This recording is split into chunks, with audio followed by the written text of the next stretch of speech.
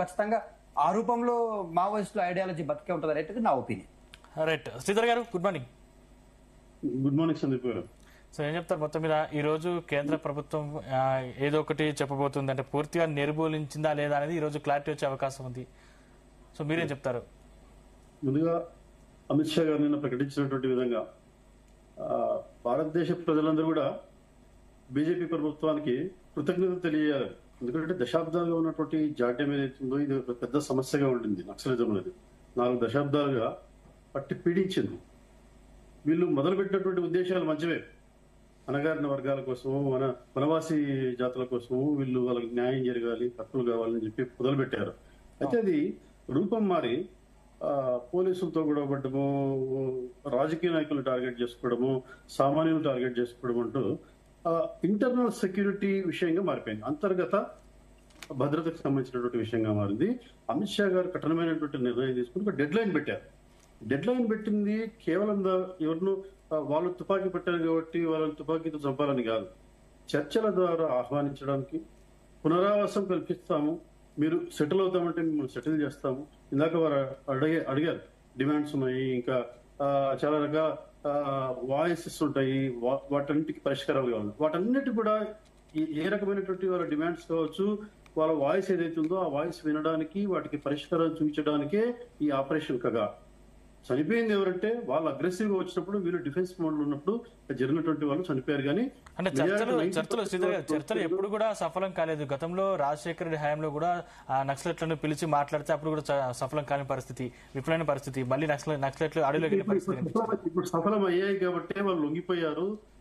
వాళ్ళందరూ కూడా పెద్ద పెద్ద నాయకులు వచ్చేసి వాలంటీర్గా నవ్వుతాడు. మనం విజువల్స్ కనిపిస్తున్నాయి ఎదురుగా, వాళ్ళు హ్యాపీగా నవ్వుతూ లొంగిపోతున్నారు. సార్ ఇప్పుడు ప్రభుత్వం పైన పూర్తి స్థాయిలో సఫలం కాలేదు, గత్యంతరం లేని పరిస్థితుల్లో లొంగిపోతున్నారు. గత్యంతరం లేని పరిస్థితి కాదు, ఆల్టర్నేట్ లేదంటే వాళ్ళు ఎంచుకున్నటువంటి మార్గం ఆ విధంగా ఉంది. డెడ్ ఎండ్కి వెళ్ళిపోయారు వాళ్ళు. వాళ్ళు ఎంచుకున్నటువంటి మార్గంలో అక్కడ ముందుకు వెళ్ళడానికి ఏం లేదు. ఒకవైపు ప్రభుత్వం ఏమో చిత్తశుద్ధితోని గిరిజన ప్రాంతాలను, వనవాసి ప్రాంతాన్ని అభివృద్ధి చేయాలని చెప్పేసి ఏకలవ్య పాఠశాలను, సింగిల్ టీచర్ స్కూల్స్ పెడుతూ అక్కడ వాటర్ ప్రాజెక్ట్స్ అయితేనేమి డెవలప్మెంట్ యాక్టివిటీస్ చేసుకుంటూ వెళ్తుంది. ప్రజలకు దగ్గరైంది ప్రభుత్వం. నక్సలైట్లు దూరం అయ్యారు ప్రజలకు. కాబట్టి దీన్ని గమనించాలా. అక్కడ వాళ్ళు వెళ్ళేటువంటి మార్గము అయిపోయింది. కాబట్టి వాళ్ళకు కూడా ఒక మంచి అవకాశం ఇద్దామని చెప్పేసి ఉద్దేశంతో అమిత్ షా గారు ఒక మంచి వేదికను ఏర్పాటు చేశారు. దాన్ని సద్వినియోగపరుచుకున్నారు నక్సలైట్లు. దీనికి వాళ్ళని అప్రిషియేట్ చేయాలి. అయితే వాయిస్ రైజ్ చేస్తాము, ఇంకా మేము మాట్లాడతాము, డిమాండ్స్ పెడతామంటే డెఫినెట్ గా they are having equal rights.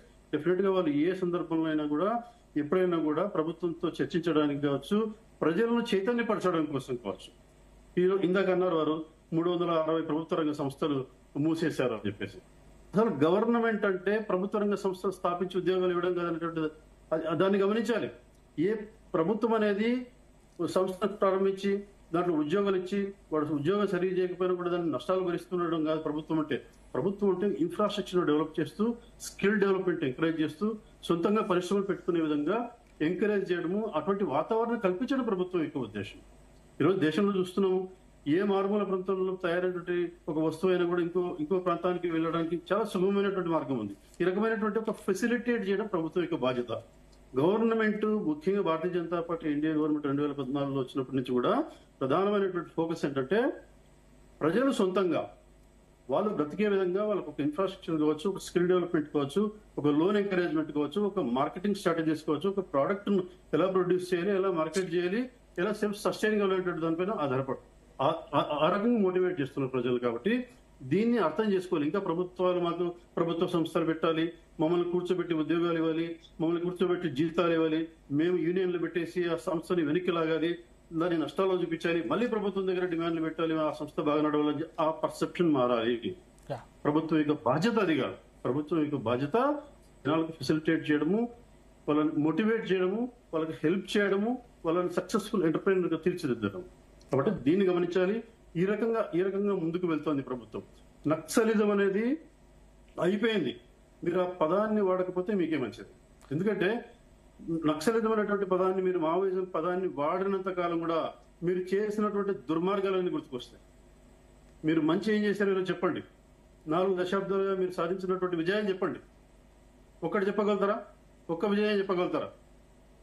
ఒక్క గిరిజనుడికి ఏమైనా సహాయం చేయగలిగారా? ప్రాణాలు పోగొట్టారు. పేదవాడు వాడు 10th హిద్మా వాడు 5వ తరగతి 10వ తరగతి చదువుకున్నటువంటి వాడిని కొన్ని ఒక అతి పెద్ద ఒక